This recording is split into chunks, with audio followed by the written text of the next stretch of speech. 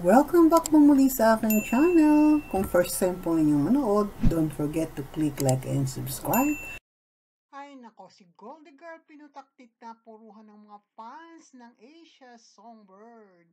Ito nga ang Asia Songbird at Queen of Songs, OPM man or English songs at of course concert queen. Hindi lang sa Philippines kundi acclaimed international successful artist sa mga concerts itong nag-iisa nating Queen na si Miss Regine Velasquez Alcacid at sa pagkakamalingan ng billing team ng ABS-CBN sa ginanap na Mix Official Presenters ay kahuli-hulihan siya at ang napuruan ay talaga namang itong si Chloe San Jose.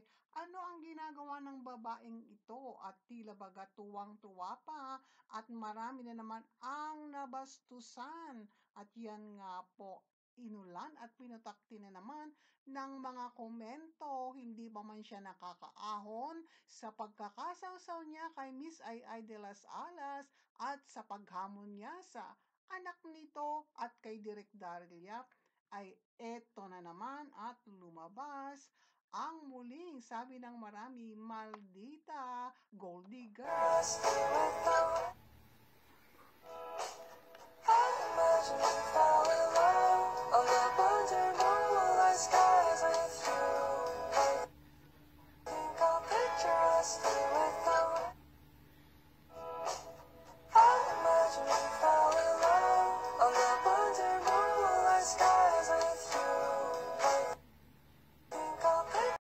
Ito ang isa sa nagpapasaya dito kay pambansang Goldie Girl at kitang-kita kung gaano ito natuwa at nakipagbanding sa mga bini at iba pang young stars and celebrities ng ABS-CBN. Ngunit wala naman ding patid ang mga pangbabas sa naturang taong ito at pinagtatawanan lamang ng maraming netizens kung bakit ay talaga namang sabi nila ay mahilig sa spotlight at takaw na takaw maging celebrity. Kaya naman siya ang napag-initan sapagkat ni isang achievement ay wala pa nila kung ang bini na mga nauna ang name over Miss Regine Velasquez ay hit ngayon at maraming concert na talagang patok at standing ovation, siya ay wala namang kinaaniban pa at napatunayan ni isang recording ay wala.